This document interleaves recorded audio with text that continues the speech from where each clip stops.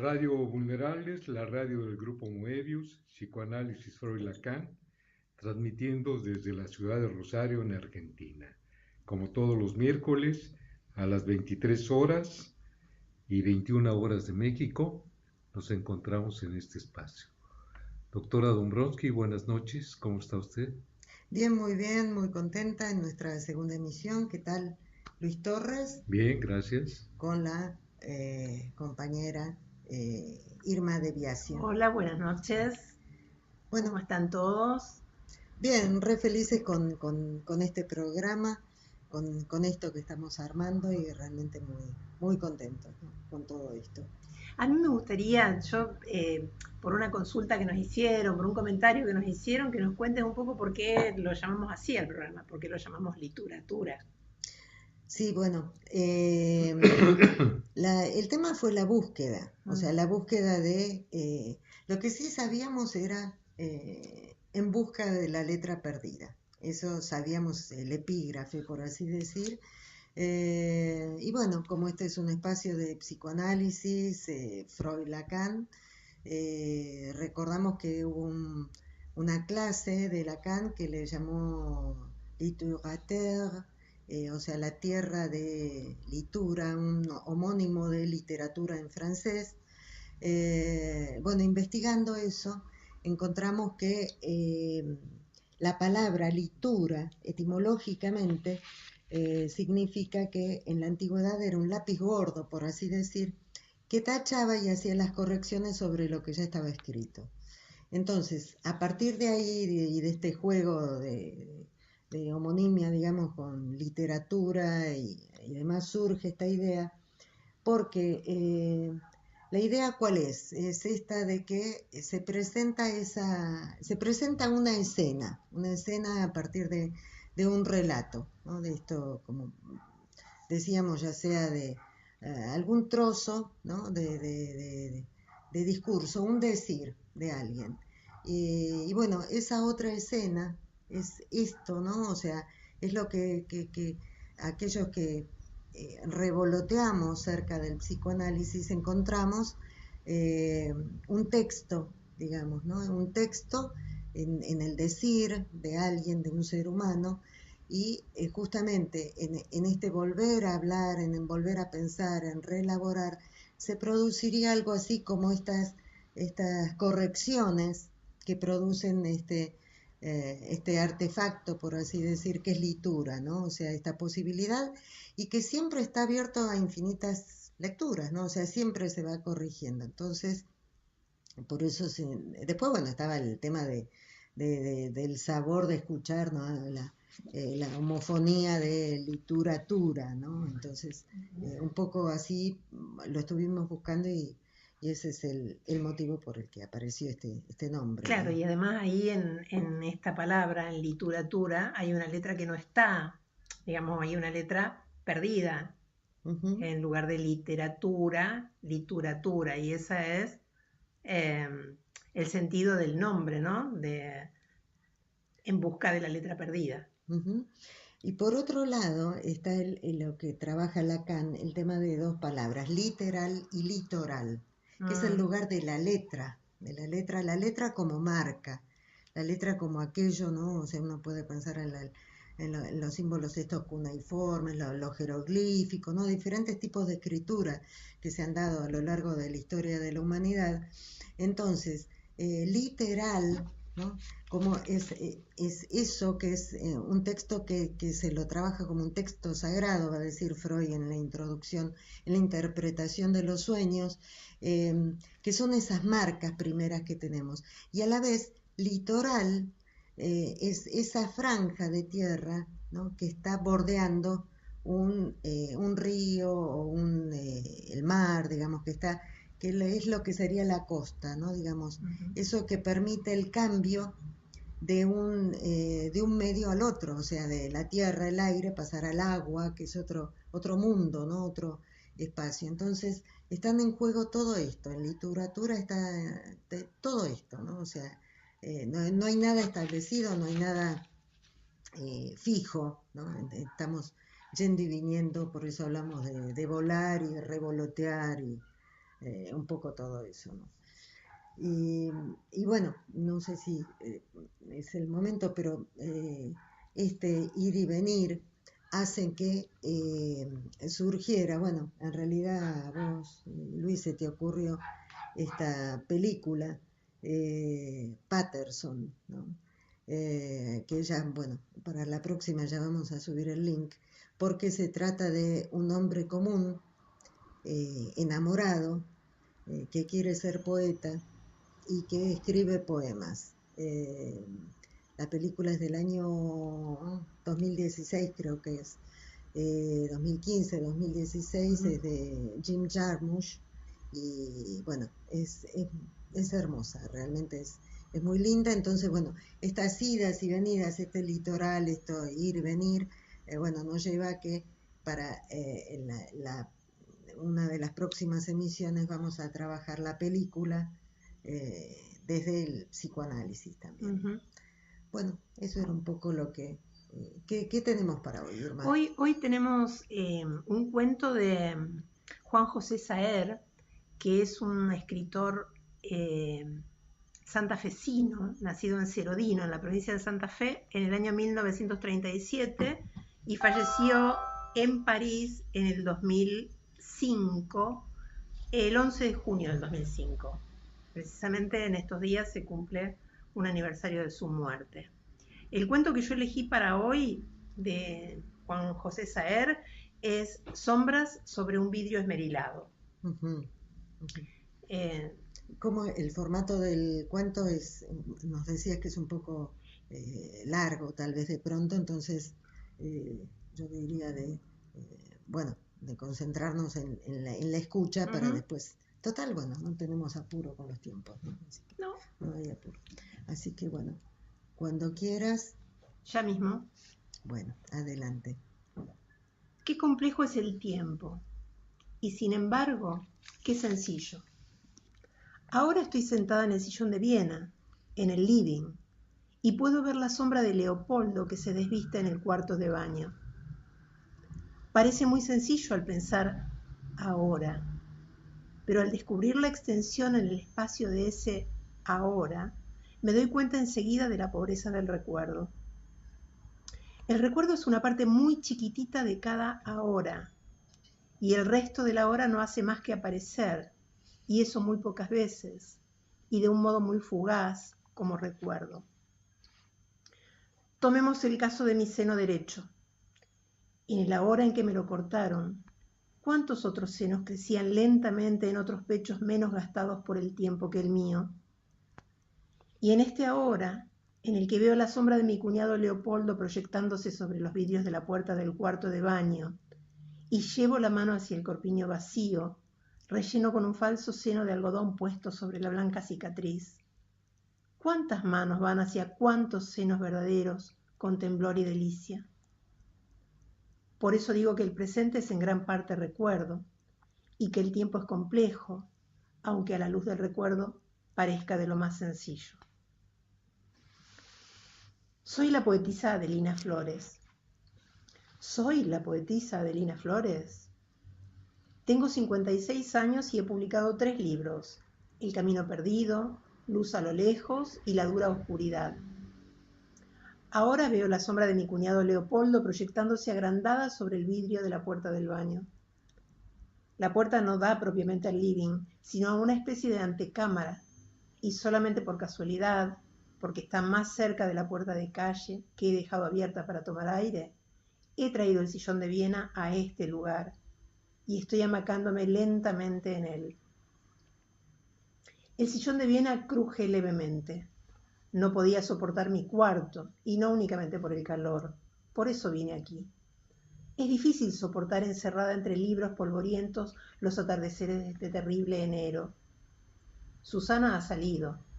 No sale nunca, pero hoy dijo que su pierna derecha le dolía y pidió turno para el médico. Así que está fuera desde las 6.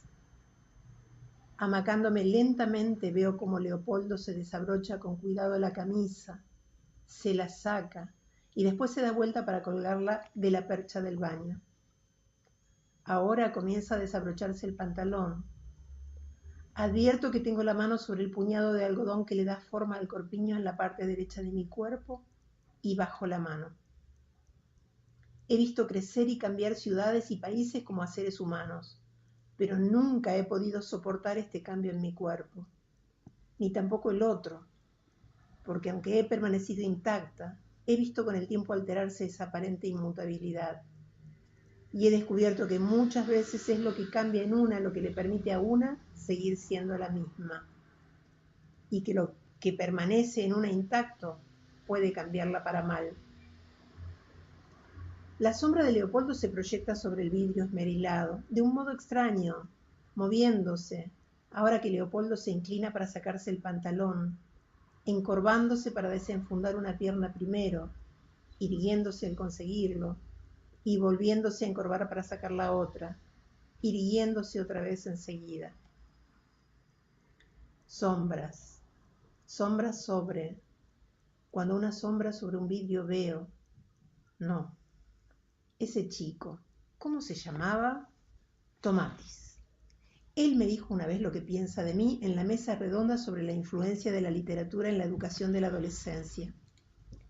Yo no quería estar en ese escenario de la universidad, pero vino el editor y me dijo: ¿no te parece que si te presentaras más seguido en público para exponer tus puntos de vista, la dura oscuridad podría salir un poco más, Adelina? Así que me vi sentada en el escenario frente a la sala llena. Había cientos de caras que me miraban esperando que yo diera mi opinión, en ese salón frío y lleno de ecos. Tomatis estaba sentado en el otro extremo de la mesa. Hice una corta exposición, aunque la presencia de toda esa gente expectante me inhibía mucho. Leopoldo acomoda cuidadosamente el pantalón, sosteniéndolo desde las botamangas, con el brazo alzado para conservar la raya. Después lo dobla y comienza a pasarlo por el travesaño de una percha. Lo veo. Cuando terminé de hablar, Tomatis se echó a reír. La señorita Flores, dijo, riéndose y poniéndose como pensativo, ha dicho hermosas palabras sobre la condición de los seres humanos. Lástima que no sean verdaderas. Digo yo, la señorita Flores, ¿ha estado saliendo últimamente de su casa? Los cientos de personas que estaban sentadas contemplándonos se echaron a reír. Yo no dije una palabra más. Y cuando terminó la mesa redonda y fuimos a la comida que nos ofreció la universidad, Tomatis se sentó al lado mío. Se lo pasó todo el tiempo charlando y riendo, fumando y tomando vino. Y en una parte se volvió hacia mí y me dijo: ¿usted no cree en la importancia de la fornicación, Adelina? Yo sí creo. Eso les pasa a ustedes, los de la vieja generación. Han fornicado demasiado poco, o en su defecto nada en absoluto. ¿Sabe? Se dice que usted tiene un seno de menos. No estoy borracho. O sí, capaz que un poco sí. ¿Es cierto? ¿No piensa que usted misma lo ha matado? Yo pienso que sí. ¿Sabe? Usted me cae muy simpática, Adelina. Tiene un par de sonetos por ahí que valen la pena. Perdóneme la franqueza, pero yo soy así.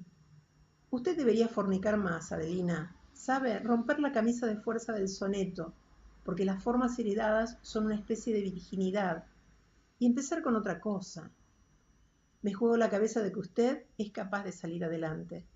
Usted que la tiene cerca, páseme esa botella de vino. Gracias. Recuerdo perfectamente el lugar. Un restaurante del centro con manteles cuadriculados, rojos y blancos, los platos sucios, los restos de pescado y las botellas de vino tinto a medio vaciar. Ahora, Leopoldo se ha sacado el calzoncillo y lo observa.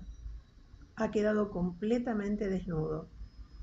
Se inclina para dejarlo caer en el canasto de la ropa sucia que está en el costado del baño, junto a la bañadera.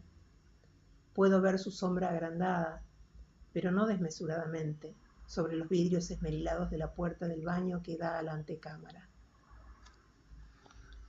En este momento, únicamente esa sombra es ahora, y el resto de la hora no es más que recuerdo. Y a veces, tan diferente de la hora, ese recuerdo que es cosa de ponerse a llorar. Es terrible pensar que lo único visible y real no son más que sombras. Si pienso que en este mismo momento los bañistas se pasean en traje de baño bajo los árboles tranquilos del Parque del Sur, sé que eso no es ahora, sino recuerdo. Porque es posible que en este momento no haya ni un solo bañista en el Parque del Sur, o si hay alguno, no esté paseándose precisamente bajo los árboles que yo creo recordar. Hasta es probable que estén todos echados en la arena de la playa o en el agua, mientras el sol del crepúsculo vuelve roja la laguna, y dos chicos se tiran uno al otro una pelota de goma que retumba en medio del silencio cuando choca contra la tierra. Pero me gusta imaginar que en este momento, en los barrios, las chicas se pasean en grupos de 3 o 4 tomadas del brazo, recién bañadas y perfumadas, y que grupos de muchachos las contemplan desde la esquina. Puedo ver las calles del centro abarrotadas de coches y colectivos, y a Susana bajando lentamente, con cuidado por su pierna dolorida, las escaleras de la casa del médico. Es como si estuviera aquí y al mismo tiempo en cada parte. Es tan complejo y sin embargo tan sencillo. Ahora vuelvo ligeramente la cabeza y veo la mampara que da al patio. Entreveo los vidrios encortinados y el último resplandor de la tarde que penetra en el living a través de las grandes cortinas verdes. También veo los sillones vacíos, abandonados. Y cuántas veces nos hemos sentado en ellos Susana, Leopoldo o yo, o las visitas, forrados en provenzal floreado. Las flores son verdes y azules, sobre fondo blanco. Hay una lámpara de pie al lado de uno de los sillones, apagada. Pero yo me he traído el viejo sillón de Viena de mamá desde mi habitación y me he sentado en él. Estoy amacándome lentamente, para que el aire de la calle atraviese el living y se impregne como agua fría o como un olor sobre mi cuerpo.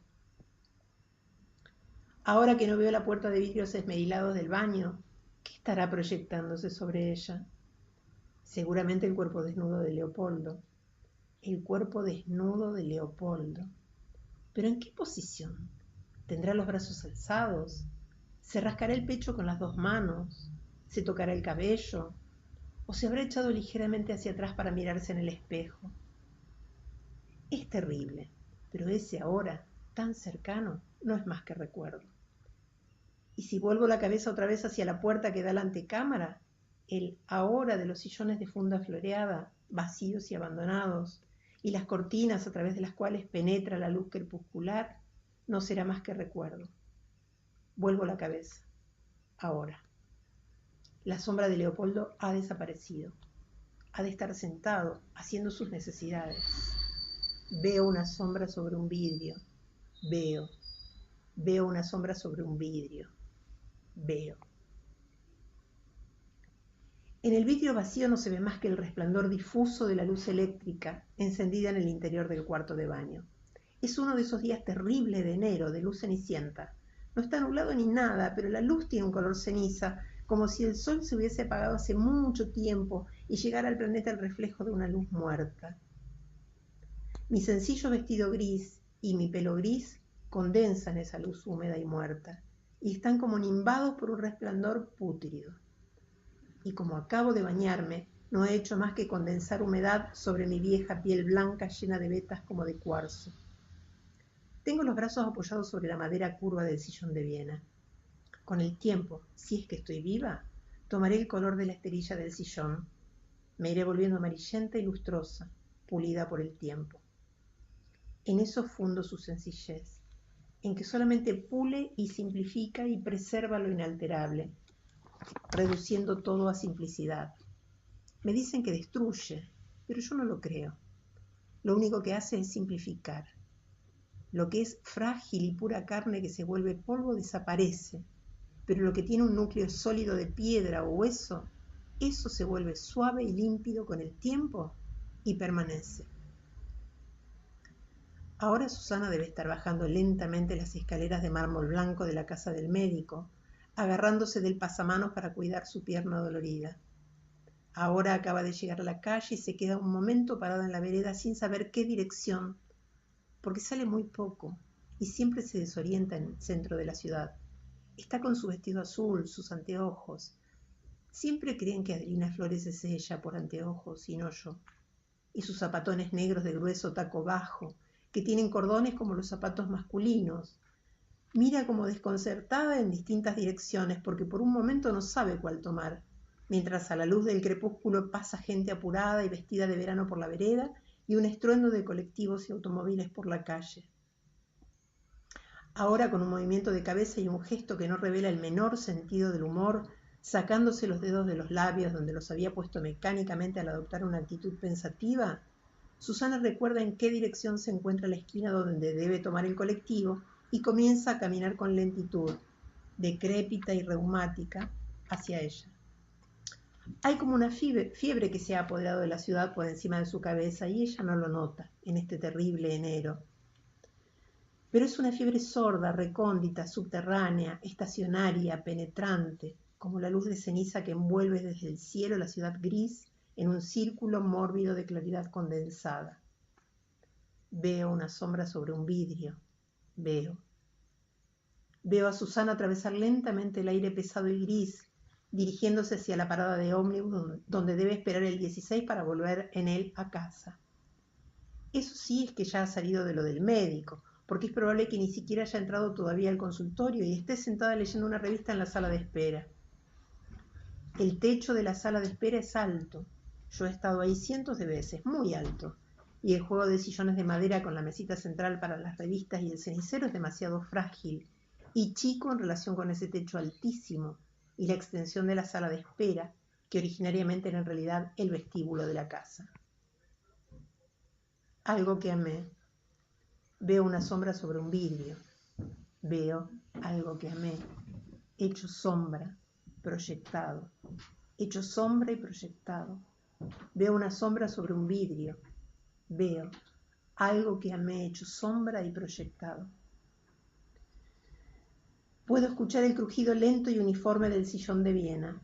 Sé pasarme las horas amacándome con lentitud, la cabeza reclinada contra el respaldar, mirando fijamente un punto del vacío sin verlo en el interior de mi habitación, rodeada de libros polvorientos, oyendo crujir la vieja madera como si estuviera oyendo a mis propios huesos. Desde mi habitación he venido escuchando durante 30 años los ruidos de la casa y de la ciudad, como celajes de sonido acumulados en un horizonte blanco. Ahora escucho el ruido súbito de la cadena del inodoro y el del agua en un torrente rápido, lleno de tintineos con metálicos. Después el chorro que vuelve a llenar el tanque. La sombra de Leopoldo reaparece en los vidrios esmerilados de la puerta. Se pone de perfil, ha de estar mirándose en el espejo. ¿Se afeitará? Veo cómo se pasa la mano por la cara. Ha mantenido la línea durante tantos años, pero se ha llenado de endeblez y fragilidad. Al amacarme, yendo para adelante y viniendo para atrás, la sombra da primero la impresión de que avanzara y después la de que retrocediera. Vino a casa por mí la primera vez, pero después se casó con Susana. Todo es terriblemente literario. Fue un alivio después de todo. Pero los primeros 2 años, antes de que se casaran y Leopoldo empezara a trabajar como agente de publicidad del diario de la ciudad, el primer agente de publicidad de la ciudad, creo, y en eso fue un verdadero precursor, los primeros 2 años nos divertimos como locos, sin descansar un solo día, yendo y viniendo de día y de noche por la ciudad, en invierno y verano, hasta un día cuya víspera pasamos entera en la playa, en que Leopoldo vino a la noche a casa y le pidió al finado papá la mano de Susana, después de la cena. Pero el día antes había sido una verdadera fiesta. Fue un viernes, me acuerdo perfectamente. Leopoldo pasó a buscarnos muy de mañana, cuando recién había amanecido. Estaba todo de blanco, igual que nosotras, que llevábamos unos vestidos blancos y unos sombreros de playa blancos, como estoy segura de que ni hasta hoy se ha atrevido a llevar nadie en esta bendita ciudad. Yo llevaba conmigo los versos de Alfonsina. Va a afeitarse, sí.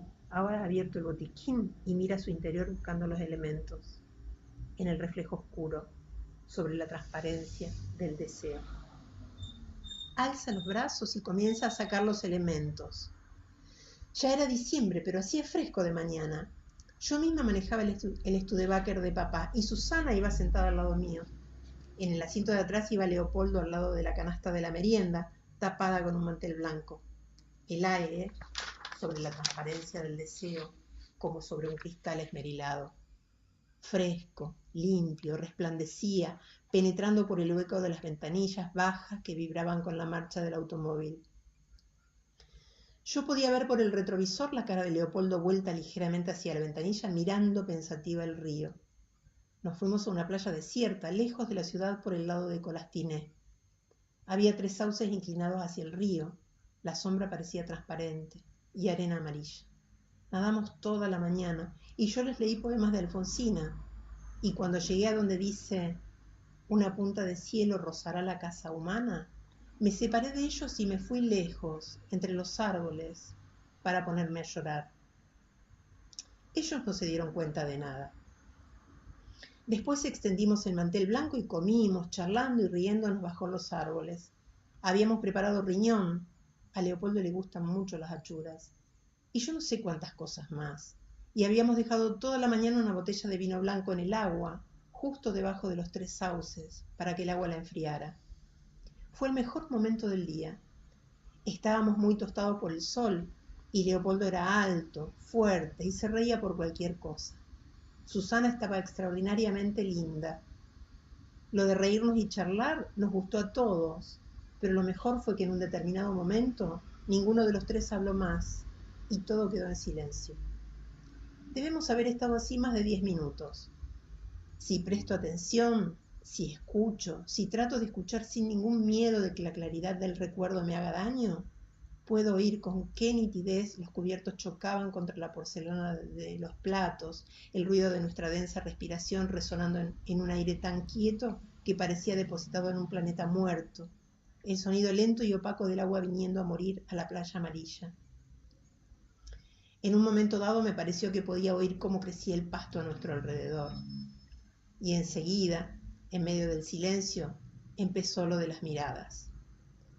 Estuvimos mirándonos unos a otros como 5 minutos, serios, francos, tranquilos. No hacíamos más que eso, nos mirábamos. Susana a mí, yo a Leopoldo, Leopoldo a mí y a Susana, terriblemente serenos. Y después no me importó nada que a eso de las 5, cuando volvía sin hacer ruido después de haber hecho sola una expedición a la isla, y volvía sin hacer ruido para sorprenderlos y hacerlos reír, porque creía que jugaban todavía a la escoba de 15, los viese abrazados desde la maleza y oyese la voz de Susana que hablaba entre los jadeos diciendo sí, sí, sí, sí, pero ella puede venir, ella puede venir, sí, sí, pero puede venir. Los vi, claramente. Él estaba echado sobre ella y tenía el traje de baño más abajo de las rodillas. La parte de su cuerpo que yo no había visto nunca era blanca, lechosa, y a mí se me ocurrió lisa, y la idea de tocarla alguna vez me revolvió el estómago. En ese momento se oyó un crujido en la maleza y Leopoldo se paró de un salto, dejando ver enteramente a Susana, que había dejado correr los breteles de su traje de baño y había sacado los brazos por entre ellos, de modo tal que el traje de baño había bajado hasta el vientre. Yo conocía ya esas partes del cuerpo de Susana que no estaban tostadas. Las había visto muchas veces. Pero cuando Leopoldo saltó, dificultosamente, con el traje de baño más abajo de la rodilla, se volvió en la dirección en que yo estaba, por pudor, ya que el ruido se había oído en dirección contraria al lugar donde yo estaba. Vi eso, enorme, sacudiéndose pesadamente desde un matorral de pelo oscuro.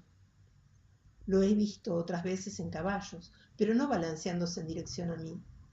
Fue un segundo, porque Leopoldo se subió enseguida el traje de baño y se sentó rápidamente frente a Susana, y no pude ver en qué momento Susana se alzó el traje de baño, se acomodó el pelo y recogió los naipes, pero ya lo estaba esperando cuando él se sentó, manoteando apresuradamente 2 o 3 cartas del suelo. Me quedé inmóvil más de 15 minutos, hasta que los vi tranquilos, y yo misma me sentí así. Después nos bañamos, desde el crepúsculo hasta que anocheció. Me parece oír todavía el chapoteo de nuestros cuerpos húmedos que relumbraban en la oscuridad azul.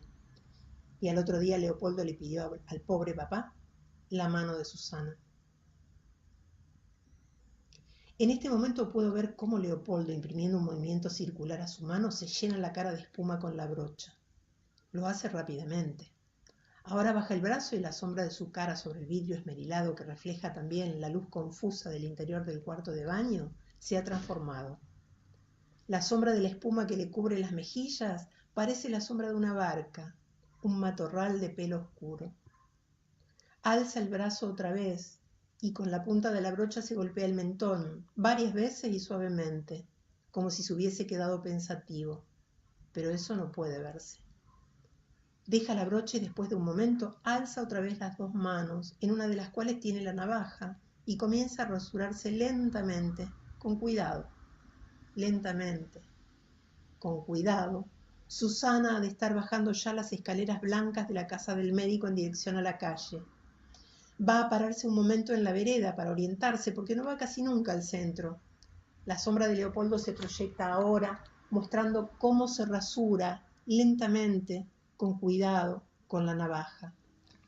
Ahora cambia la navaja de mano y se pasa el dorso de la mano libre por la mejilla, a contrapelo, para comprobar la eficacia de la rasurada. Sé qué va a hacer cuando termine de afeitarse y de bañarse. Va a llevar la perezosa al patio, entre las macetas llenas de begonias, de helechos, de amarantos y de culandrillos, y va a sentarse en la perezosa en medio del patio. Va a estar un rato ahí, fumando en la oscuridad. Va a decir: ¿quedan espirales, Susana, querida? Y después va a ponerse a tararear por lo bajo. Todos los anocheceres de septiembre a marzo hace exactamente eso. Después de un momento va a servirse el primer vermut con amargo, y yo podré saber cuándo va a llenar nuevamente su vaso, porque el tintineo del hielo contra las paredes del vaso semivacío me hará saber que ya lo está acabando. Va en confusión súbitamente, apenas. Siento crujir los huesos del sillón de Viena. Apenas se haya afeitado y se haya bañado, lo va a hacer. Va a llevar la perezosa al centro del patio de mosaicos, la perezosa de luna anaranjada, después de ponerse su pijama recién lavado y planchado, y va a fumar un cigarrillo antes de... Vi que estallaba. Vi el estallar de un cuerpo y de su... la explosión. Vi la explosión de un cuerpo y de su sombra. En confusión, súbitamente, apenas. Vi la explosión de un cuerpo y de su sombra. La brasa del cigarrillo, un punto rojo, va a parecer un ojo único, insomne y sin parpadeos, avivándose a cada chupada.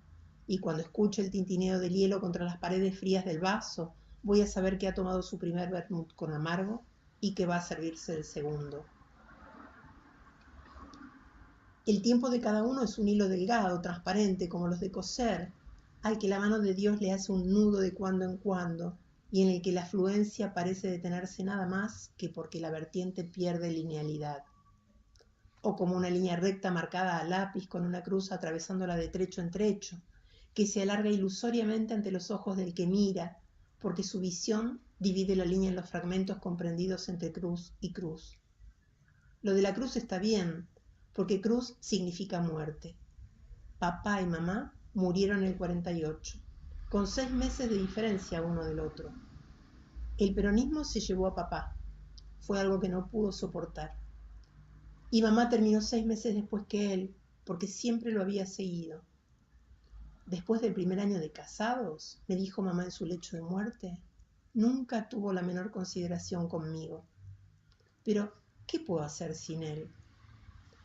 Yo estaba con un traje sastre gris, me acuerdo perfectamente. Mamá se incorporó y me agarró de las solapas y me atrajo hacia ella. Tenía los ojos extraordinariamente abiertos y la cara pergaminada y llena de arrugas, y eso que no era demasiado vieja. Nunca la había visto así. Y no era que le tuviese miedo a la muerte, nunca se lo había tenido. Comenzó a hacer un esfuerzo terrible, jadeando, pestañeando, estirando los labios gastados y lisos que se le llenaban de saliva o de baba, no sé qué era. Y me di cuenta de que quería decirme algo. No lo consiguió. Murió aferrada a las solapas de mi traje sastre gris. Durante estos años no hago más que reflexionar sobre lo que mamá trató de decirme. Tuve que hacer un esfuerzo terrible para arrancar de mi solapa sus manos aferradas.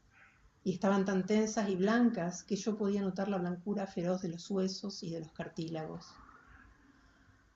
Cuando 12 años después me cortaron el pecho, Yo soñé que arrancaba de mis solapas las manos de mamá, más largas. Ahora el silencio teje cantilenas, más largas. Y que una de sus manos se llevaba a mi pecho. Pero no se lo llevaba para hacerme mal, sino para protegerme de algo.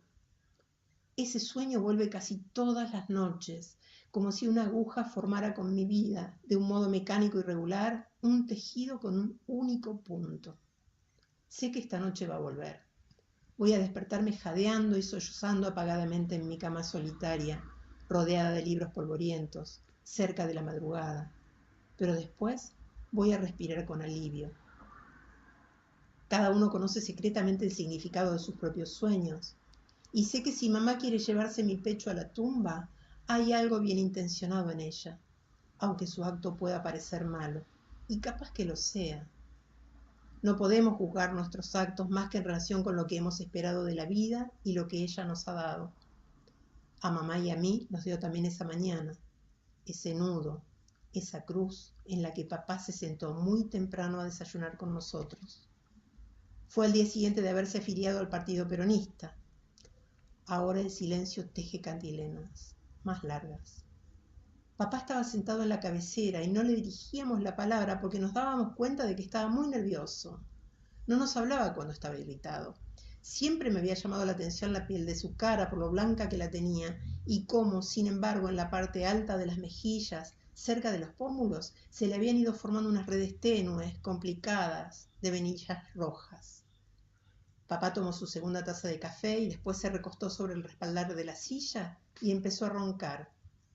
Eran unos ronquidos silbantes, secos, recónditos y cavernosos, que duran más que el cuerpo y que la sombra, que duran más que el cuerpo y que la sombra. Primero vi la mosca recorriendo la red de venillas rojas sobre la mejilla derecha, como una señal negra, desplazándose por una red ferroviaria dibujada en líneas rojas en un mapa proyectado en una pared transparente. Pero no empecé a murmurar, mamá, mamá, sin desviar ni un momento la mirada del rostro de papá, hasta que no vi cómo la mosca comenzaba a bajar con la misma facilidad con que podría haberlo hecho sobre una piedra, desde el pómulo hasta la comisura de los labios, y después entraba en la boca. No parecía haber entrado en la boca de papá, haber estado recorriendo el cuerpo de papá, sino nada más que una reproducción en piedra de él, porque ya ni siquiera roncaba. Ahora Leopoldo vuelve a cambiar la navaja de mano y sigue rasurándose. Cuando se inclina hacia el espejo para verse mejor el perfil de su sombra, desaparece, cortado rectamente por el marco de madera de la puerta, y sobre el vidrio se ve reflejo difuso, como unas escaras de luz dispuestas de un modo concéntrico, puntillista, de la luz eléctrica. Me balanceo suavemente en el sillón de Viena, doy vuelta la cabeza y veo cómo la luz gris penetra en la habitación a través de las cortinas verdes, empalideciendo todavía más. Los sillones vacíos saben estar ocupados a veces, pero eso no es más que recuerdo. Con levantarme y llegar al patio y alzar la cabeza, podría ver un fragmento de cielo vaciándose en el hueco que dejan las paredes de musgo agrisadas. Saliendo a la puerta miraría la calle vacía, sin árboles, llena de casas de una planta, enfrentándose en dos hileras rectas y regulares a través de la vereda de baldosas grises y de la calle empedrada. De noche, en las proximidades de la luz de la esquina, se ve relucir opacamente el empedrado. Los insectos revolotean alrededor de la luz, ciegos y torpes, chocan contra la pantalla metálica con un estallido y después se arrastran por el adoquín con las alas rotas. Puede vérselos de mañana aplastados contra las piedras grises por las ruedas de los automóviles. De noche sé escuchar su murmullo, y cuando había árboles en la cuadra, a esta hora empezaba el estridor monótono de las cigarras. Comenzaban separadamente, la primera muy temprano, a eso de las 5, y enseguida empezaba a oírse otra, y después otra y otra, como si hubiese habido 1.000.000 cantando al unísono. Yo no lo podía soportar. El haber cedido y venirme a vivir con ellos ya me resultaba insoportable. Tenía miedo siempre de abrir una puerta, cualquiera, la del cuarto de baño, la del dormitorio, la de la cocina, y verlo aparecer a él con eso a la vista, balanceándose pesadamente, apuntando hacia mí desde un matorral de pelo oscuro. Nunca he podido mirarlo de la cintura para abajo desde aquella vez. pero lo de la cigarra ya era verdaderamente terrible. Así que me vestía y salía sola al anochecer. A ellos les decía que me faltaba el aire. Primero recorrí el Parque del Sur con su lago inmóvil de aguas pútridas sobre el que se reflejaban las luces sucias del parque. Atravesaba los caminos irregulares y después me dirigía hacia el centro por San Martín, penetrando cada vez más la zona iluminada. De allí iba a dar una vuelta por la estación de ómnibus y después recorría el parque de juegos que se extendía frente a ella antes de que construyeran el edificio del correo. Iba hasta el Palomar, un cilindro de tejido de alambre con su cúpula roja terminada en punta, y escuchaba durante un largo rato el aleteo tenso de las palomas. Nunca me atreví a caminar sola por la avenida del puerto para cortar camino y llegar a pie al puente colgante. Al puente llegaba en ómnibus o en tranvía. Me bajaba de la parada del tranvía y caminaba las 2 cuadras cortas hacia el puente, percibiendo contra mi cuerpo y contra mi cara la brisa fría del río. Me gustaba mirar el agua, que a veces pasa rápida, turbulenta y oscura, pero emite un relente frío y un olor salvaje, inolvidable, y es siempre mejor que 1.000.000 de cigarras ocultas entre los árboles. Y volvía después de las 11 con los pies deshechos, y mientras me aproximaba a mi casa caminando lentamente, haciendo sonar mis tacos en las veredas, prestaba atención tratando de escuchar si oía algún rumor proveniente de aquellos árboles, porque si un cuerpo nos diese, aunque no dure, una señal, cualquier señal de sentido, oscuro, oscura. Si un cuerpo nos diese, aunque no dure, una señal, cualquier señal oscura. Veo una sombra sobre un vidrio. Veo algo que amé hecho sombra y proyectado sobre la transparencia del deseo, como sobre un cristal esmerilado. En confusión, súbitamente, apenas, vi la explosión de un cuerpo y de su sombra. Ahora el silencio teje cantilenas, que duran más que el cuerpo y que la sombra. Si un cuerpo nos diese, aunque no dure, cualquier señal oscura de sentido. Si podían oírse entonces, me volvía y caminaba sin ninguna dirección, cuadras y cuadras hasta la madrugada, porque estar sentada en el patio o echada en la cama entre los libros polvorientos, oyendo el estridor unánime de ese 1.000.000 de cigarras, era algo insoportable, que me llenaba de terror. Ahora la sombra sobre el vidrio esmerilado me dice que Leopoldo ha terminado de afeitarse, porque ya no tiene la navaja en las manos, y se pasa el dorso de las manos suavemente por las mejillas, como un olor salvaje, como un olor salvaje. Había migas, restos de comida, manchas de vino tinto sobre el mantel cuadriculado rojo y blanco. Era un salón largo, y el sonido polítono de las voces se filtraba por mis tímpanos adormecidos, atentos únicamente a las fluctuaciones hondas de mí misma, parecidas a voces. Me he estado oyendo a mí misma durante años, sin saber exactamente qué decía, sin saber siquiera si eso era exactamente una voz.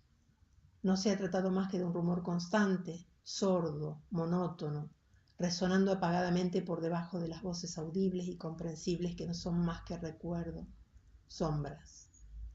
Él me daba frecuentemente la espalda, mientras hablaba a los gritos con el resto de los invitados. Parecía reinar sobre el mundo.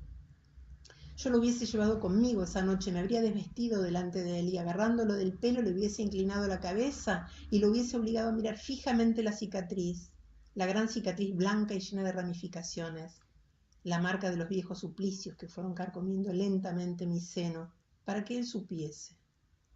Porque así como cuando lloramos hacemos de nuestro dolor que no es físico algo físico y lo convertimos en pasado cuando dejamos de llorar, del mismo modo nuestras cicatrices nos tienen continuamente al tanto de lo que hemos sufrido, pero no como recuerdo, sino más bien como signo. Y él no paraba de hablar. ¿De veras, Adelina? ¿No te parece, Adelina, que cómo me siento? ¿Cómo quiere que me sienta? Harto de todo el mundo, lógicamente. No, por supuesto, Dios no existe. Si Dios existiera, la vida no sería más que una broma pesada, como dice siempre Horacio Barco.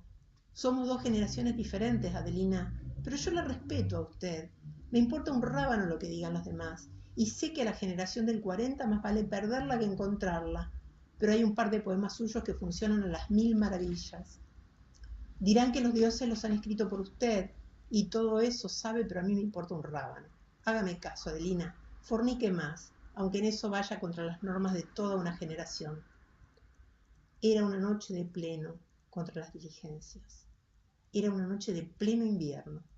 Los ventanales del restaurante estaban empañados por el vaho de la velada, y cuando nos separamos en la calle, la niebla envolvía la ciudad. Parecía vapor, y a la luz de los focos de las esquinas parecía un polvo blanco y húmedo, una miríada de partículas blancas girando en lenta rotación. Apenas nos separábamos unos metros, los contornos de nuestras figuras se desvanecían, carcomidos por esa niebla helada. Me acompañaron hasta la parada de taxis, y Tomatis se inclinó hacia mí antes de cerrar de un golpe la portezuela. La casualidad no existe, Adelina, me dijo. Usted es la única artífice de sus sonetos y de sus mutilaciones. Después se perdió en la niebla, como si no hubiese existido nunca. Lo que desaparece de este mundo ya no falta. Puede faltar dentro de él, pero no estando ya fuera. Existen los sonetos, pero no las mutilaciones.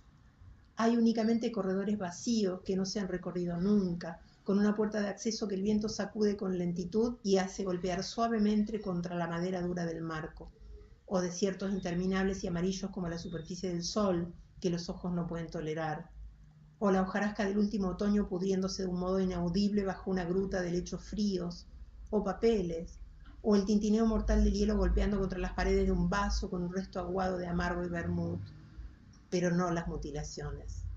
Las cicatrices sí, pero no las mutilaciones. El taxi atravesaba la niebla, reluciente y húmedo, y en su interior cálido el chofer y yo parecíamos los únicos cuerpos vivos entre las sólidas estructuras de piedra que la niebla apenas se dejaba entrever. Afuera no había más que niebla, pero yo vi tantas cosas en ella que ahora no puedo recordar más que unas pocas. Unos sauces inclinados sobre el agua proyectando una sombra transparente, unas manos aferradas, los huesos y los cartílagos blanquísimos a las solapas de mi traje sastre, una mosca entrando a una boca abierta y dura como de mármol. Algunas palabras leídas 1000 veces, sin acabar nunca de entenderlas. 1.000.000 de cigarras cantando monótonamente y al unísono en el interior de mi cráneo.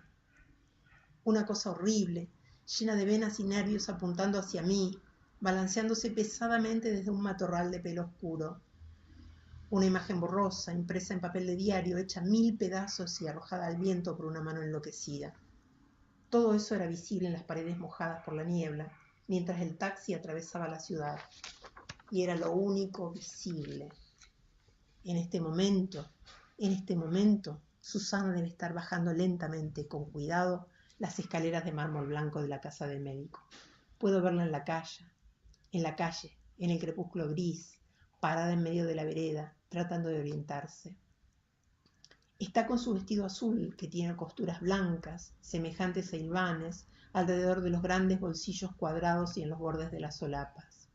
Sus ojos marrones, achicados por las formaciones adiposas de la cara, como 2 pasas de uvas incrustadas en una bola de masa cruda, se mueven inquietos y perplejos detrás de los anteojos. Está tratando de saber dónde queda exactamente la parada de colectivos. Leopoldo pasa ahora a la bañadera. Lo hace de un modo dificultoso, ya que advierto que su sombra se bambolea y se mueve con lentitud. Trata de no resbalar. Ahora Susana descubre por fin cuál es la dirección conveniente y comienza a caminar con dificultad debido a sus dolores reumáticos.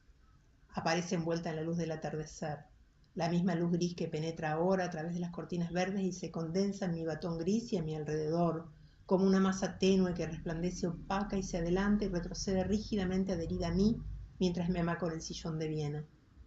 Atraviesa las calles de la ciudad, pesada y compacta. Puedo escuchar el rumor inaudible de su desplazamiento. Las calles están llenas de gente, de coches y de colectivos. El rumor de la ciudad se mezcla, se unifica y después se eleva hacia el cielo gris, disipándose. Ahora la escalera en la casa del médico está vacía. La vereda delante de la casa del médico está vacía. Susana extiende el brazo delante del colectivo número 16 que se detiene con el motor en marcha. Susana sube dificultosamente. Alguien la ayuda. Susana siente en la cara el calor que asciende desde el motor del colectivo. Se tambalea cuando el colectivo arranca. Le ceden el asiento y ella se sienta con dificultad, agarrándose del pasamanos, sacudiéndose a cada sacudida del colectivo, tambaleándose, resoplando, murmurando distraídamente gracias, sin saber exactamente a quién. Estaba verdaderamente hermosa esa tarde, alrededor de las 5, cuando Leopoldo se levantó de un salto, volviéndose hacia mí con el traje de baño a la altura de las rodillas, la cosa balanceándose pesadamente, apuntando hacia mí, dejando ver al saltar las partes de Susana que no se habían tostado al sol. No era la blancura lisa y morbosa de Leopoldo, sino una blancura que deslumbraba. Pero no piensa en eso, no piensa en eso, no piensa en nada. Mira la ciudad gris, un gris ceniciento pútrido, que se desplaza hacia atrás, mientras el colectivo avanza hacia aquí. Leopoldo abre la ducha y comienza a enjabonarse. Todos sus movimientos son lentos, como si estuviera tratando de aprenderlos, y grabárselos. Se refriega con duros movimientos el pecho, los brazos, el vientre, y ahora sus dos manos se encuentran debajo del vientre y comienzan a refregar con minucia. Eso es lo que me dice su sombra reflejándose sobre los vidrios esmerilados de la puerta del cuarto de baño.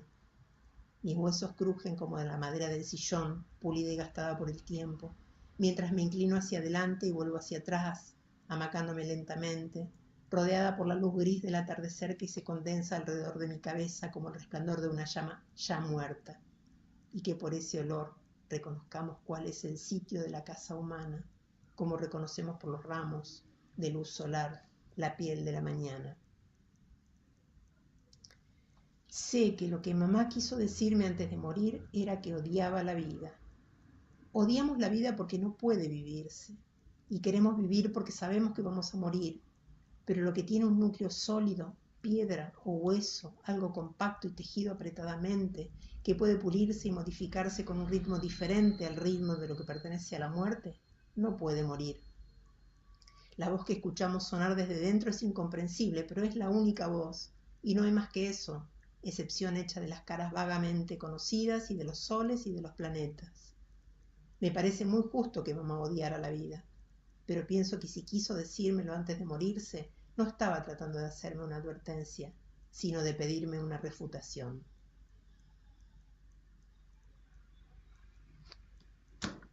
Listo. Listo. Bien, bueno, acá estamos. Con el cuentito. Es un cuentito. El cuentito. Yo lo que quisiera es que me recordaras los títulos de la obra de Herminda, no. ¿Cuál es el nombre? Flores. El personaje. Adelina Flores. Adelina Flores. Ella tiene publicados 3 libros: El camino perdido, Luz a lo lejos y La dura oscuridad. Ok, sí. Bueno, todo esto gira en torno de eso, ¿no? Todo el tiempo dice las sombras. Me recuerda esa canción, sombras nada más entre tu vida y mi vida, sombras nada más en el temblor de tu voz. Eso, ¿no? O sea, qué mundo, o sea, cómo se le quiebra la vida, cómo queda ella. Había otra película de Bergman, creo que era, ¿no? Detrás de un vidrio oscuro, si no me equivoco. Esta historia, ¿no? Esta historia y también esta historia de Canino, es la película. De estos hijos, ¿no? Que son criados por unos padres, bueno, en toda una endogamia, digamos, y que incluso propician ¿cómo se llama? El incesto con el hermano, digamos, ¿no? Para que todo quede ahí, ¿no?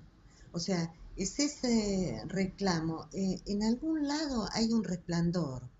O sea, ella sabe que hay un núcleo, que es un núcleo de hueso, liso, ¿no? que es irreductible, que es terso, y que es de donde proviene la voz. Una voz que a ella le dice, ¿no? O sea, que a ella le dice algo de vivir. O sea, incluso habla del deseo, ¿no? O sea, como que hay un deseo latente, hay un núcleo en el recorrido del cuento, en el recorrido de su vida, de su subjetividad, que tiene que ver, es ese núcleo blanco, ¿no? Es ese hueso liso que es el verdadero, es el de la verdad, digamos, ¿no? Es el núcleo, la verdad del sujeto, digamos, ¿no? Que no llega, no termina, no deja de ser más que un murmullo. O sea, vamos a aclarar todo esto porque viene como medio confuso, digamos, este sería medio el núcleo de lo que queremos decir, ¿no? O sea, esta familia, estas hermanas, que son criadas, si se quiere, en este mundo de fantasía, ¿no? En este mundo de la virginidad, en este mundo de la blancura, donde se ve el fulgor, ¿no es cierto?, de ese día cuando van a la playa, a la laguna, si no me equivoco,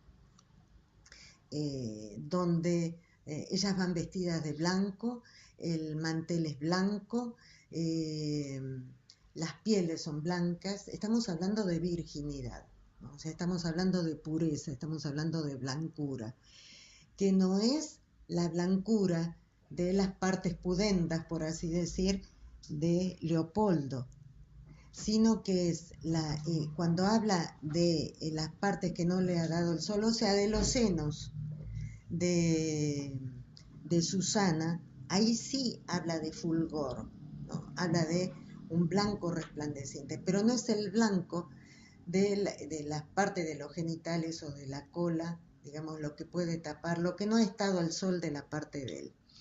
Entonces, es como que han sido criadas en ese mundo, ¿no es cierto? En un mundo de ideal, en un mundo romántico, bucólico, del amor, ¿no? Algo por el estilo, o sea, de una crianza, sí, algo así, de ese orden, digamos.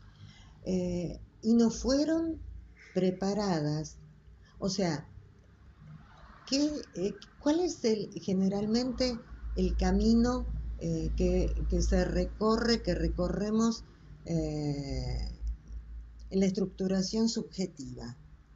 O sea, nos vamos encontrando con el otro, ¿no? Con las marcas que ese otro me va dejando, esas marcas, y en un determinado momento, en el atravesamiento del complejo de Edipo y castración, asumo que todo no lo puedo, pero ya se establece el desear, o sea, el aceptar la ley que todo no lo puedo, se establece el desear y yo voy a ir buscando ese objeto de deseo que va a ser idealizado, que va a ser puesto en el lugar del ideal, y que esa postura de poner al otro, ¿no? Estamos hablando del amor, ¿no es cierto?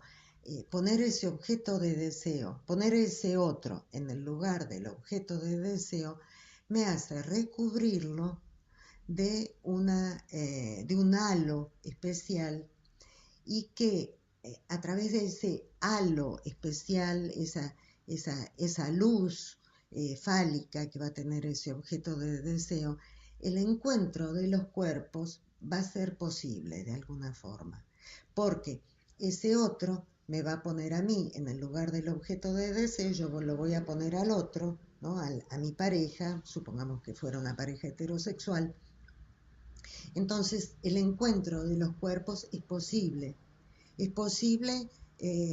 poder llegar a la carne, poder llegar a encontrarme con el otro. Pero ¿qué es lo que pasa? Que cuando Adelina está 2 años jugando y jugueteando con Leopoldo, que parece ser un muchacho así muy alegre, muy dicharachero, que es el que primero es más, hasta establece un nuevo tipo de trabajo.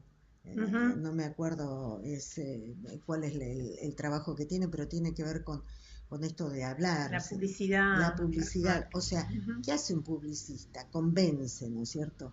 O sea, explica y convence al otro que compre esto, ¿no es cierto? O sea, él se vendía de una forma que la iba, de alguna forma, ella, Adelina, se iba enganchando, iba comprando ese discurso e iba llegando hasta ese punto, ¿no es cierto? Sin embargo,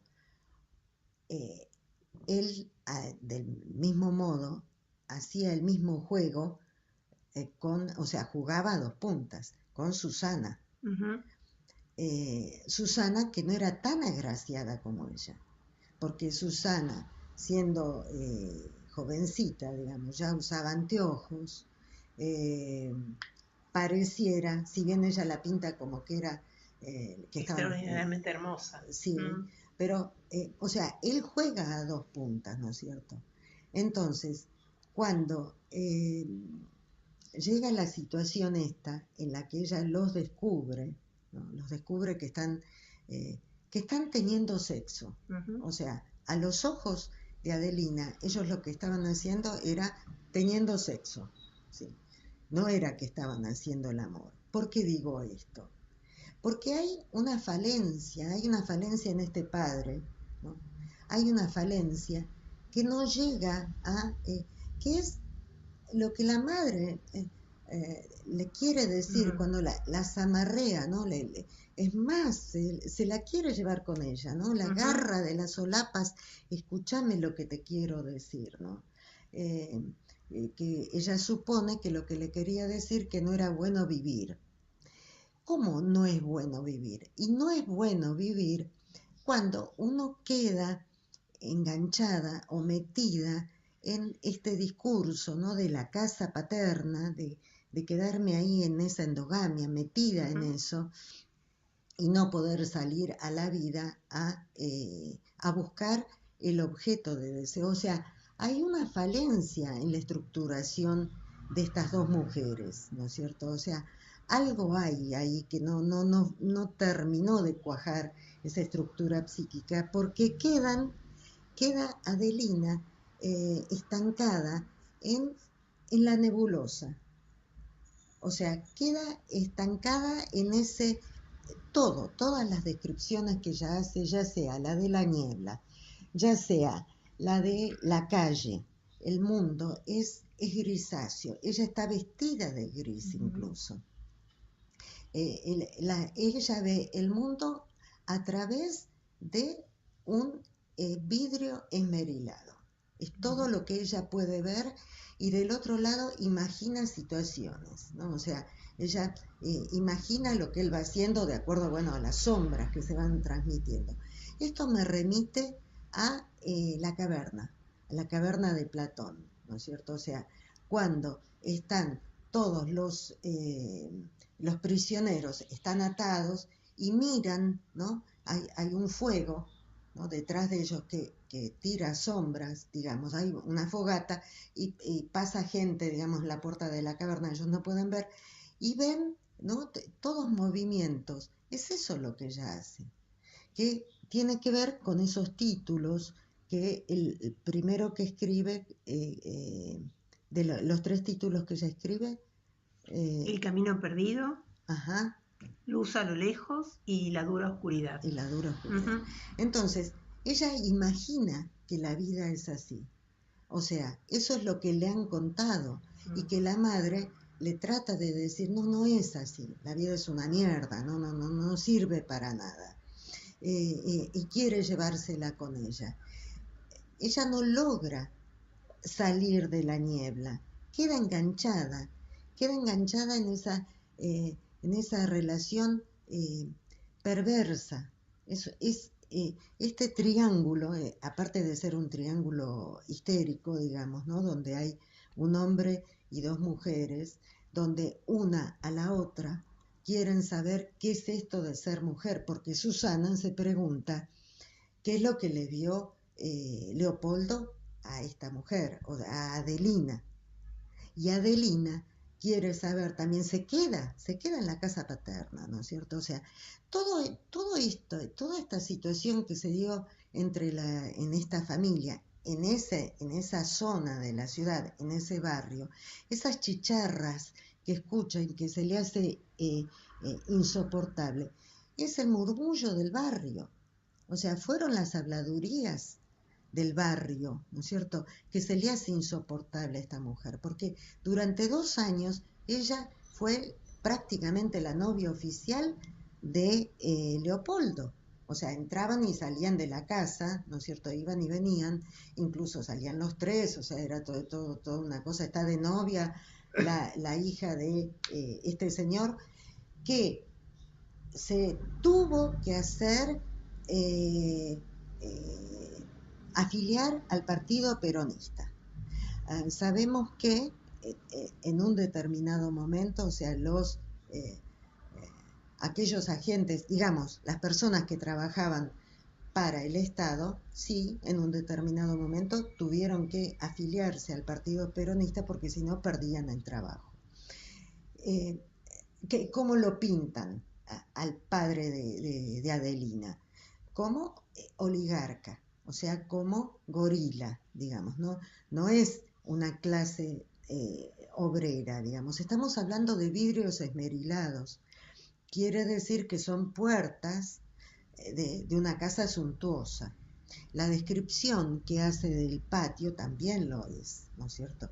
De las baldosas, las plantas, este señor que toma vermú con amargo. O sea, estamos hablando de una clase media acomodada en Santa Fe, supongo yo. Cerca los barrios que nombran, ¿no es cierto?, cerca del río, de casas acomodadas, estamos hablando de una familia de una clase acomodada. Entonces, todos esos murmullos, ¿sí?, de las chicharras, que se le hace insoportable, que se tienen que ir, es todo eso, ¿no es cierto?, todas esas habladurías del barrio de qué es lo que pasó con la familia de el señor ¿no?, con su esposa, que era una sombra esta señora, que no tenía vida, que lo único que ella podía hacer era estar en su casa, ¿sí? Esa no es la vida de alguien que sale a buscar su deseo de vivir, ¿no es cierto?, sino que queda ahí, es eso lo que ella le transmite, queda con las hijas, engancha a las hijas, y este padre que no puede habilitarlas para que puedan salir, sino siempre tiene que ser lo que hay que hacer, lo que debe de ser. El padre tenía un auto, un Studebaker, o sea que es un auto importado, eso nos da otra pauta, ¿no es cierto? Y los platos de porcelana, que en los ruidos cuando estaban en la playa, eso nos da la pauta de que más que clase media, era una clase alta, ¿sí? Porque platos de porcelana para llevar un picnic en los años 50, en los 40, era clase muy acomodada. Entonces, ¿qué es lo que se va perfilando acá? Se va perfilando estas dos mujeres que están con este modelo de la madre, pero que es la típica de nuestras madres, que, hija, la casa hay que tenerla así, hay que ser así, así, pero que no te pase como a mí. Tenés que estudiar para poder trabajar y salir al mundo. No te quedes como yo acá encerrada. Ese discurso a nosotras nos transmitieron, al menos acá en Argentina, ¿no? Entonces, es una madre que está metida en ese discurso, pero a la vez le transmite que eso no es como tiene que ser. Esa no es la vida, es lo que le trata de decir la madre. El padre que queda en esta cuestión, que no logra, ¿no?, habilitar a estas hijas como para que puedan salir a la vida, no puede el padre. Es más, se muere, ¿sí? Se muere cuando hay algo que va en contra de lo que debe de ser. O sea, es este padre, ¿sí?, que el mundo es de esta clase dirigente acomodada, y que por ahí eran de los que pensaban el voto calificado, digamos. La chusma, el populacho, no puede estar votando, no puede estar viviendo, ¿no? O sea, no tienen derechos, no lo acepta y se muere. O sea, no es capaz, un padre que no es capaz de aceptar el cambio, tampoco va a ser capaz de habilitar a las hijas a que salgan de lo que está marcado, de lo que está establecido. Este padre, insisto, vamos a la estructura, decimos que al menos Susana está perdida. Ella no sabe qué es lo que pasa. Ella sale a la calle y no sabe en qué calle está, se tiene que orientar, a ver si toma el colectivo no sé qué, le ayudan a subir, gracias, pero no sé bien, es como que vive ahí en una nube ahí, ¿no? Dando vuelta. No sabe qué colectivo tiene que tomar. O sea, ahí nos está diciendo, no sabe qué vida tengo que hacer. No sé cómo tengo yo que mi vida seguir adelante, para dónde, cómo. Y esta señora Adelina queda ahí, queda en la superposición de este padre que se muere y que hay una mosca que le entra al agujero, ¿no? Es una boca muerta, ¿no? O sea que respira mal, este señor se muere, creo que al día siguiente de cuando se afilió al partido, por ahí. O sea, no acepta nada y se muere, ¿no? Pero ella sabe que hay un núcleo, esto que empecé diciendo, hay un núcleo que es, ella escucha una voz que no puede distinguir, que es esa voz de ella misma, ¿no? Que no se habilita como para poder decir pateo el tablero y voy adelante. El que sí le trae esa posibilidad es Tomatis. Claro. Es Tomatis, este joven que le dice, hay que fornicar más. ¿Qué es fornicar más? Fornicar es hacer el amor con desearás la mujer de tu prójimo, no sé cómo, no desearás la mujer de tu prójimo, ¿no? O sea, y fornicar es justamente tener amantes, es lo que le dice este joven, ¿no es cierto? Y yo me ofrezco, o sea, él se está ofreciendo, es más, me interesaría poder ver un cuerpo mutilado.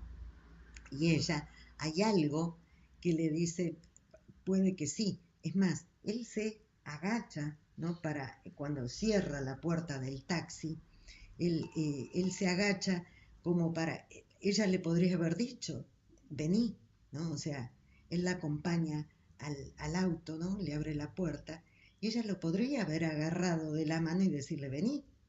Sin embargo, no lo hace.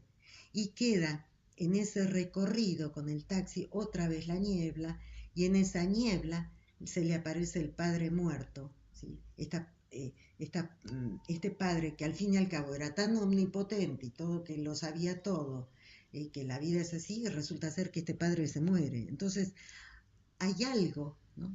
Que nos está diciendo a lo largo de todo el cuento que Susana tarda, que Susana no sé qué, o sea, me parece que hay una pregunta, no sé, después lo hablaremos, pero me parece que hay una pregunta porque a ella le quedó dando vuelta esto que le dijo Tomatis, ¿no? ¿Por qué no acostarse con el cuñado?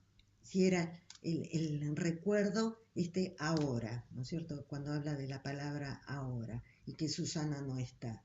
Me parece que el cuento va rumbo a eso, ¿no? Va rumbo a ver qué hace ella, porque lo único que tiene es letra muerta, son libros polvorientos en su habitación, o sea que ni los abre, para que sean polvorientos significa que no los abre, no los lee. Pero se trajo la mecedora, la hamaca de Viena, ¿no? Esta que va y viene, y mira, ¿no? La figura, lo que se ve, las sombras, digamos, ¿no? Ella probablemente haya intentado en estos libros, ¿no? Poder salir de la caverna esta de Platón, ¿no? Porque dice, hacia la luz, creo que es el segundo que escribe. Y el último es en esta oscuridad, ¿no? La dura oscuridad. En la dura oscuridad, que es esa cuando ella va en el taxi, en esa oscuridad total. Le impactó muchísimo ver los genitales de este hombre, de Leopoldo, en ese momento en la playa. Cómo no fue precavida por la madre, de qué se trata, ¿no? O sea, son como niñas, las dos son niñas desorientadas. Y llegó este publicista, Leopoldo, que de alguna forma las engatusó a las dos. Tal vez él era un trepador, no sé, porque estas chicas eran chicas bien criadas, de buena familia, y se instalan ahí en esa casa paterna, ¿no? Entonces, bueno, me parece que tiene que ver con, bueno, todo esto, ¿no? O sea, todo este recorrido de Adelina, y que queda abierta la pregunta, ¿qué pasará con Tomatis? No sabemos, y aparte, Tomatis, ¿no? O sea, algo tiene que ver con tomar, ¿no? Con agarrar, porque ese apellido o ese nombre le han puesto, ¿no? Un tipo tan que en definitiva la transporta a Leopoldo. Tomatis es Leopoldo, o sea, en la forma de hablar, en la forma de ser, que se ríe, páseme la botella, no estoy borracho, me gustaría ver su cuerpo y demás. Por último, ella hace mucho hincapié, Adelina, en la cicatriz, ¿no? Porque dice que la cicatriz es una muestra, ¿no? Muestra lo que uno ha sufrido. ¿Qué es este cáncer de mama que ella tiene y que le extirpan ese seno, digamos, ¿no? ¿Qué es eso?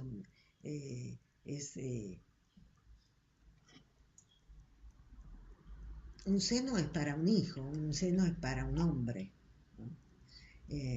Y es eso lo que le arranca a la madre, ¿no?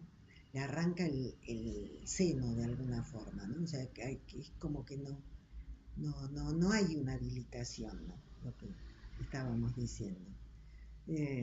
Bueno. Muy bien.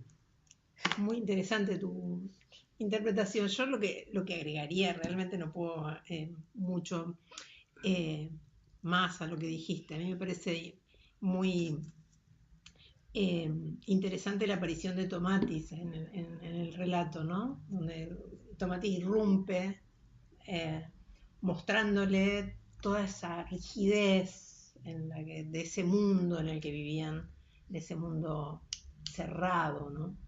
Donde ellas no pueden tener una vida.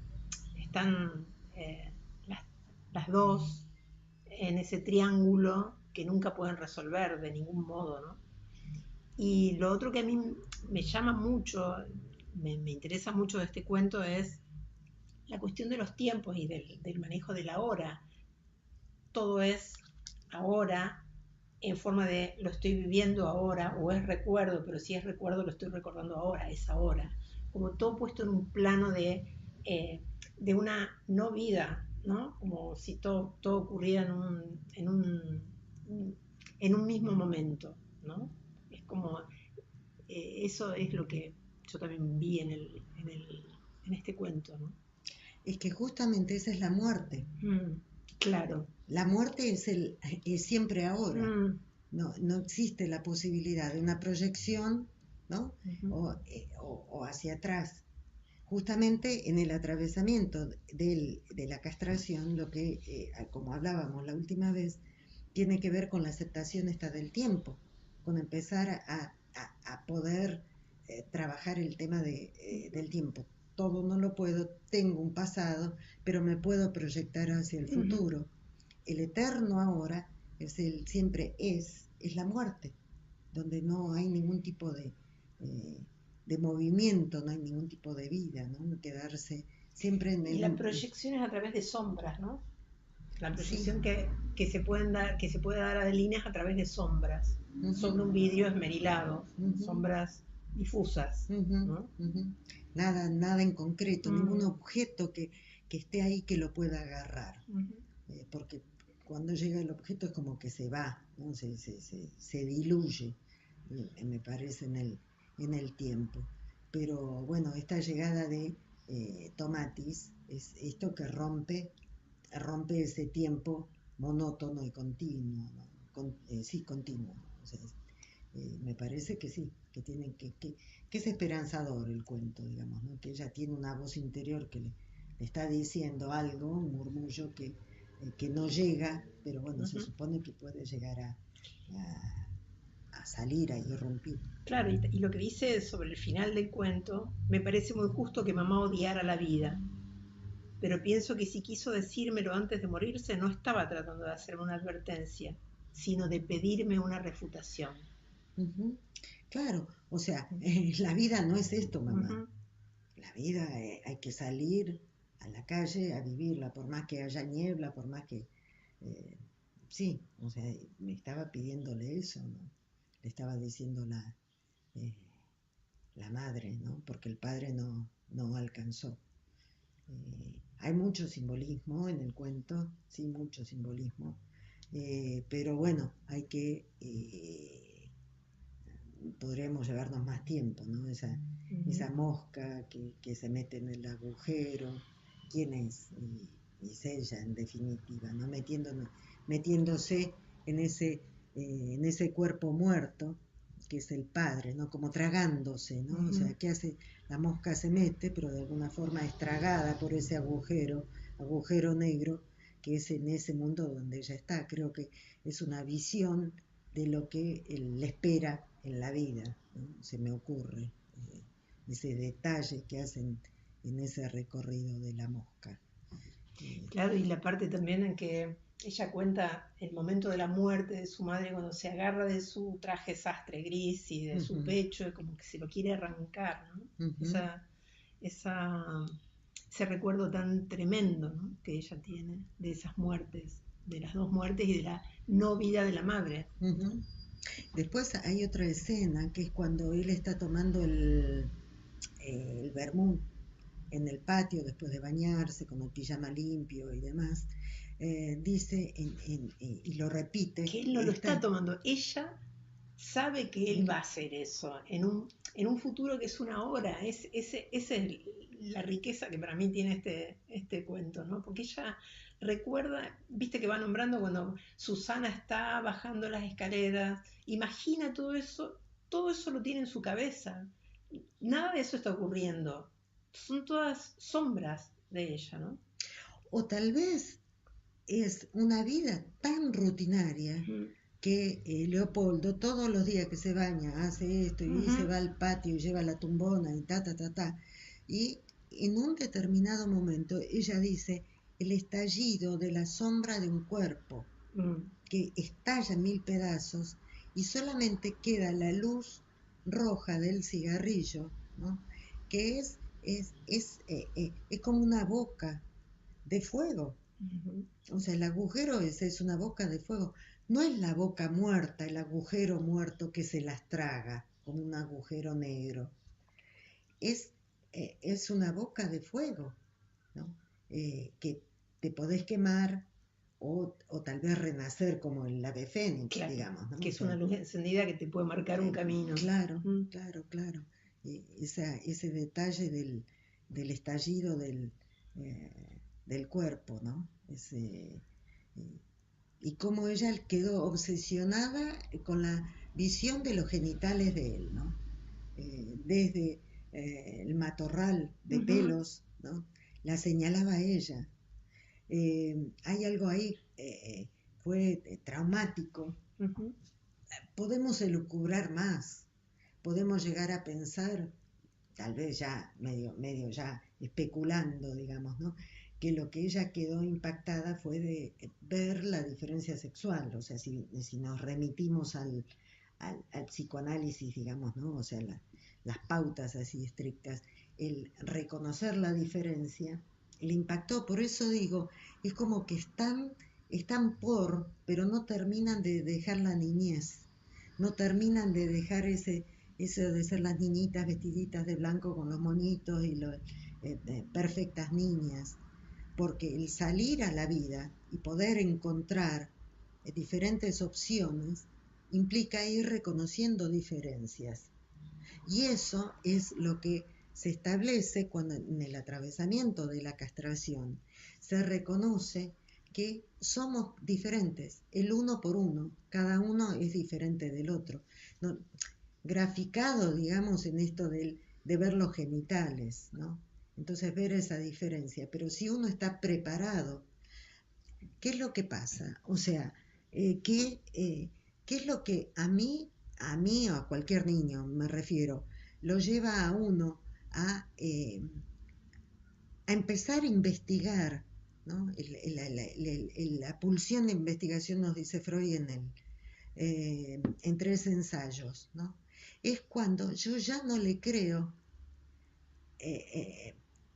a los padres, no los tengo ya en ese lugar de la omnipotencia, sino que estoy viendo que son personas que tienen posibilidades que yo no soy todo para ellos. Entonces, ¿qué me quiere? Nos va a decir Lacan, ¿no? Que uno se pregunta en un determinado momento. No es que el niño se lo pregunta, es como si se preguntara, ¿pero qué me quiere si yo no alcanzo? No soy todo para esta madre, para este padre, si no soy todo, ¿de qué se trata la vida? Entonces ahí es cuando uno empieza a buscar la diferencia. Y cuando ella se confronta con los genitales y ve la diferencia, esto probablemente habría que retrotraerlo, y para eso habría que ver la Proton Pseudos, aquel artículo de Freud donde trabaja justamente a Emi, o Ami, no me acuerdo cuál de las chicas es, de los casos es, que una escena la lleva a una escena anterior y a una escena anterior y demás, ¿no? La que va al pastelero y los niños, y el pastelero se ríe y le pellizca los genitales, ¿no? Una chiquita.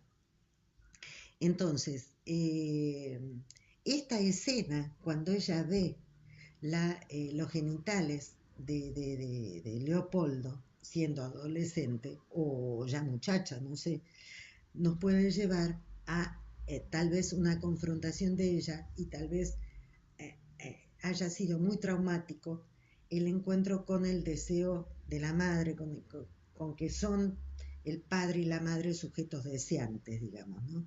Eso la conmociona porque no está preparada para eso, porque la madre la tuvo encerrada en eso y un padre que no habilitaba, ¿no? Entonces está ahí, está en que no puede, quiere, pero no puede agarrarlo de la mano a Tomatis y decir, vení, vamos a fornicar esta noche, ¿no? Después de este encuentro. Todas esas caras que la miran cuando está disertando acerca de, no me acuerdo qué conferencia era la que daba, pero ella ve todas esas caras que están esperando, ¿no? O sea, ¿qué son esas miradas? Son como las chicharras, las cigarras que ella escuchaba y que eran miradas, eran ojos que la culpaban, que la miraban, o al menos decían, mirá lo que le pasó a esta, al fin y al cabo el fulano se casó con la hermana, ¿no? O sea, esos dimes y diretes de una comunidad, de un grupo, de un barrio, digamos, que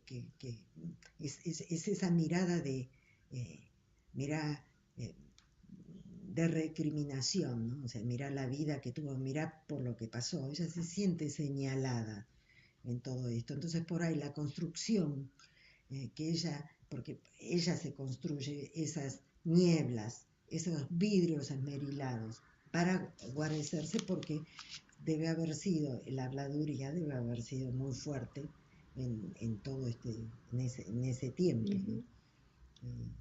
Se me ocurre, no sé qué. Luis. No, perfecto, muy interesante. No sé si nos extendimos en el tiempo. Creo que sí. O resultó muy largo el cuento. Eso creo que le queda a los oyentes que nos opinen, que nos comenten cómo les está pareciendo el espacio. Y pues todas sus sugerencias y comentarios bienvenidos, ¿no? Dimos la página, dimos todos los datos, ¿no? Sí, las emisiones anteriores, bueno, las que estamos subiendo, digamos, están en www.bit.ly/lituratura, todo con minúscula, digamos. Entonces ahí es en la página de este espacio, donde vamos subiendo las emisiones anteriores. Ya tenemos subida la del miércoles pasado y bueno, calculo que ya mañana podremos tener esta ya subida, ¿no? Ok. Sí, me gustaría agregar, dejar ver quiénes participan y el carácter de los que participan en esto, porque, bueno, la poesía, los cuentos, la narración, esperaríamos a alguien que estudió literatura, que estudió algo afín, y sin embargo vemos que Irma pasó por las matemáticas, licenciada en matemáticas, da clases de sin el licenciada, sin licenciada. Contabilidad, y pues, de entrada parecería hasta contradictorio, ¿no? El caso de usted, doctora Dombrowski, pasó por la física, queriendo ser física nuclear. Y bueno, esos contrastes me parecen interesantes, ¿no? Que no sé si dejan ver su trayectoria, creo que no, pero este contraste con lo que estamos viendo, con lo que estamos viviendo, sí me resulta interesante verlo, señalarlo. Sí, a mí me gusta, ya que haces ese comentario, me gusta también decir que, me interesa decir que yo estoy leyendo este tipo de textos que selecciono, ¿no? Por el impacto que tuvieron sobre mí cuando los leí, ¿no? Y por el gusto por compartirlo. Desde ese lugar es que estoy acá en este programa y con el gusto que me da el hecho de los comentarios que hace María sobre los textos que a mí me han impactado, ¿no? Eso es simplemente desde ese lugar. No, no sé si tiene que ver con las matemáticas o qué sé yo, tiene que ver con... ¿O que hubiera sido tu vocación? Quizás. Sí, ¿verdad? sí, hay algo de eso ahí. ¿No? Una cosa que sí. Se habla mucho de que ya después uno descubre su verdadera vocación, ¿no? Ya cuando ya termina su espacio profesional, su actividad profesional, se habla mucho de que ahí surge la verdadera vocación de uno, ¿no? No sé si este sea el caso. Y puede serlo, ¿eh? Puede ser, sí. Puede serlo, sí. Sí, nosotros siempre comentamos con el grupo de Moebius, de los compañeros, y que uno se deja llevar mucho, ¿no? Como el padre de Adelina, ¿no? Y bueno, y sí, había el hijo de una conocida que decía, ya sé lo que voy a estudiar medicina. ¿Y eso por qué? Dice, porque vi que en la playa de estacionamiento de la facultad, sí, creo que era de la facultad, los autos que había, o sea que iban a tener buenos ingresos, digamos, ¿no? Ese era un poco lo que lo decidió, el criterio, o sea, eso, ¿no? Hay que sobrevivir, ¿no? Hay que tener una profesión que a uno le dé dinero. Y entonces uno sabe que quiere ir para allá, ¿no? Pero bueno, sí, el año que viene, primero estudió esto y después, y cuando quiere acordar a los 40, por poner una edad, uno se da cuenta que está en esta carretera y a donde uno quería ir está allá, ¿no? Ujú. Los autitos chiquitos están lejos andando en aquella carretera. Entonces, de lo que se trata es de animarse a ir a campo traviesa, ¿no es cierto? Y llegar a esa otra carretera, porque en esa vorágine, ¿no? De que uno, sí, más adelante, sí, siempre me gustó esto y lo otro, pero no, lo pospongo porque ahora tengo que, no sé, cambiar el auto o tengo que, no sé, cosas que a uno le van apareciendo en la vida. Eh, entonces, no sé si tiene que ver, sí, creo que sí que tiene que ver con esto que estás diciendo, Luis, eh, que uno va, llega un momento que viene en esa vorágine y en un momento se para y dice, no, puta, ¿dónde quiero ir? Yo quiero ir para allá. Entonces, bueno, hay que animarse, ¿no? Hay que animarse a agarrar a Tomatis de la mano y decirle, vení flaco, vamos a... Eh, esta, ya que me acordaba de esta película de Sonia Braga, creo que una de las últimas que hizo, creo que la vimos con vos, Irma, no me acuerdo el nombre de la Sí. película, que es justamente una señora que le extirparon un seno. Ujú. Y ella vive en un edificio que quiere ser por una multinacional, una constructora, así, quieren tirarlo abajo para construir edificios, no sé cómo. Y entonces ella va a perder ese departamento que es donde sus hijos se criaron y toda la historia, ¿no? Entonces ella está aferrada, ¿no? Aferrada a ese departamento y realmente si ella estuviera bien parada, quién es y qué quiere, uno puede serlo en cualquier lugar. Y sin embargo estaba totalmente aferrada a lo material, a la historia antigua, a la historia antes de la extirpación del seno, ¿no? Cuando de lo que se trata es que ella pueda elaborar eso, no quedarse en ese ahora constante, Ujú. sino decir hay un mañana, ¿no? Y entonces... Que puede ser distinto. sí, sí, Ujú. sí, sí, sí, bueno, sí, estoy mutilada. Y hay una escena, me acuerdo que las amigas le dicen, como Tomatis, ¿no? Le dicen, ¿por qué no fornicas? Y se busca, paga un amante, ¿no? Eh, paga un amante y porque tiene dinero y va, cuando le ven que le falta un seno, la rechazan.